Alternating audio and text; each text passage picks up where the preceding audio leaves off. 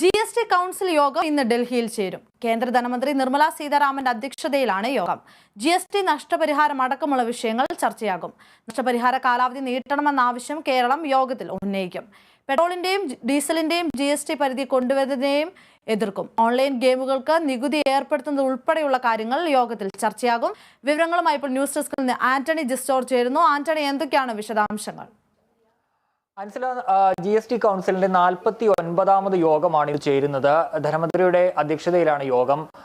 ഈ ബജറ്റ് ശേഷം ആദ്യമായി ചേരുന്ന യോഗം എന്ന പ്രത്യേകത കൂടി ഈ യോഗത്തിനുണ്ട്. സുപ്രധാനമായ തീരുമാനങ്ങളൊന്നും ഈ യോഗത്തിൽ നിന്ന് ഉണ്ടാകാനില്ല. ഈ നികുതി വർധന ഉൾപ്പെടെയുള്ള കാര്യങ്ങളിൽ തീരുമാനമൊന്നും ഉണ്ടാകാൻ തന്നെ സാധ്യതയില്ലെന്നാണ് മനസ്സിലാക്കാൻ സാധിക്കുന്നത്. അതേസമയം ഈ പാൻ മസാല, അതുപോലെ തന്നെ ഈ ഗുഡ്ക, ഇവയുടെ ഈ നികുതി വെട്ടിപ്പുമായി ബന്ധപ്പെട്ട ഒരു മന്ത്രിതല സമിതിയെ നിയോഗിച്ചിരുന്നു. ഈ സമിതിയുടെ റിപ്പോർട്ട് ഇന്ന് ഈ യോഗം പരിഗണിക്കും. ഈ അപ്പീൽ ട്രിബ്യൂണലുകളെ, ഈ നികുതി വെട്ടിപ്പ് തടയാൻ അപ്പീൽ ട്രിബ്യൂണലുകളെ നിയമിക്കുന്ന ഒരു കാര്യം പരിഗണനയിലുണ്ട്. ഇക്കാര്യത്തിൽ ഒരു ചർച്ച ഇന്ന് യോഗത്തിൽ ഉണ്ടായേക്കുമെന്നാണ് മനസ്സിലാക്കാൻ സാധിക്കുന്നത്. അതുപോലെ തന്നെ ഈ ഓൺലൈൻ ഗെയിം ഉൾപ്പെടെയുള്ള കാര്യങ്ങൾക്ക് നികുതി ചുമത്തുന്ന ഒരു കാര്യവും GST കൗൺസിലിന്റെ പരിഗണനയിലുണ്ട്. ചിലപ്പോൾ അക്കാര്യത്തിലും ഒരു തീരുമാനം ഉണ്ടായിരിക്കും.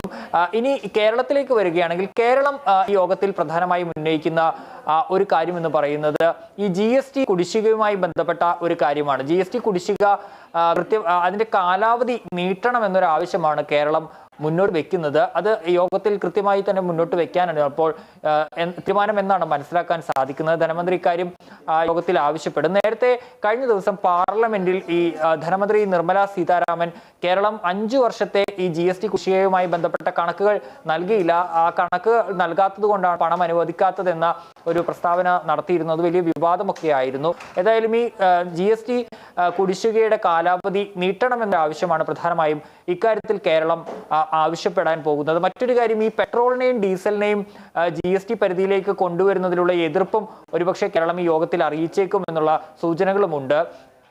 മറ്റു സംസ്ഥാനങ്ങൾ കൂടി ഇതിലേക്ക് ഈ വരുമാന നഷ്ടം ഉൾപ്പെടെയുള്ള കാര്യങ്ങൾ അവരെ പറഞ്ഞ് ബോധ്യപ്പെടുത്തിക്കൊണ്ട് ഈ കാര്യത്തിൽ ഒരു നിലപാട് എടുക്കാനാണ് കേരളം ശ്രമിക്കുന്നതെന്നാണ് മനസ്സിലാക്കാൻ സാധിക്കുന്നത്.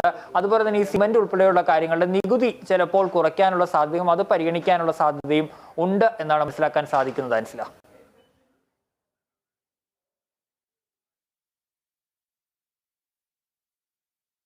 GST കൗൺസിൽ യോഗം ഇന്ന് ഡൽഹിയിൽ ചേരും. കേന്ദ്ര ധനമന്ത്രി നിർമ്മല സീതാരാമന്റെ അധ്യക്ഷതയിലാണ് യോഗം. GST നഷ്ടപരിഹാരം അടക്കമുള്ള വിഷയങ്ങൾ യോഗത്തിൽ ചർച്ചയാകും. നഷ്ടപരിഹാര കാലാവധി നീട്ടണമെന്ന ആവശ്യം കേരളം യോഗത്തിൽ ഉന്നയിക്കും. ആന്റണി ജിസ്റ്റോർ ആണ് ന്യൂസ് ഡെസ്കിൽ നിന്ന് വിവരങ്ങൾ നൽകിയത്.